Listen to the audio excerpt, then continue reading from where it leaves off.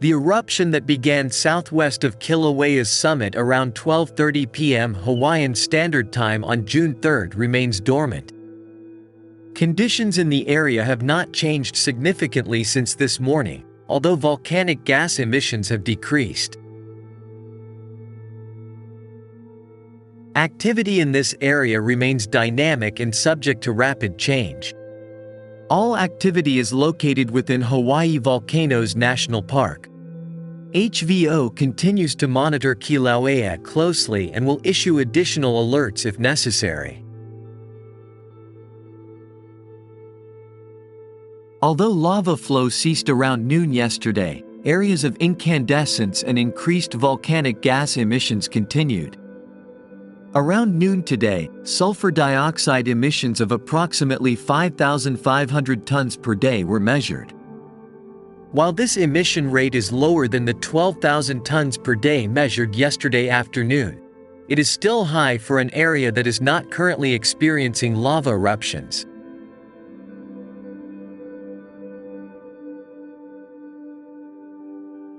Volcanic tremor, a signal associated with fluid movement, continues to be recorded on summit seismometers, although earthquake activity and ground deformation rates remain low in the Kilauea summit and upper rift zone areas.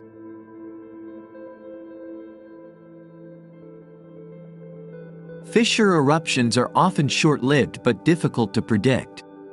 They can show a lull of hours to days. The large fissure system that formed early in the eruption extends beyond the westernmost active fissure, indicating that magma has been stored at shallow depths beneath the surface all the way to the east side of Maunaikai. Yesterday's eruption, meanwhile, was the result of a new intrusion of magma to the southwest, occurring around a dike that formed near the surface on January 31, 2024. The influx of new, hotter magma can destabilize the stored magma.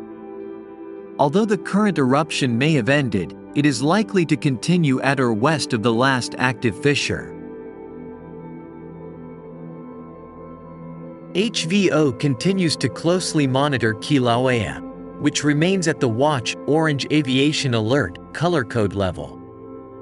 HVO will issue a daily update on Kilauea tomorrow morning. If activity changes significantly before that date, another volcanic activity alert will be issued. Eruptive activity and unrest are currently confined to the summit and upper rift zone. Seismicity and ground deformation levels beneath the central and lower east rift zone and lower southwest rift zone are low. Hazards remain at Kilauea and are described below. Residents and visitors should remain informed and follow the guidelines of the County of Hawaii and Hawaii Volcanoes National Park. Seismic activity decreased dramatically in the summit region of Kilauea with the onset of the eruption. All seismicity over the past 8 hours has been concentrated near Maunaikai in the western portion of the fissure system that opened during this eruption.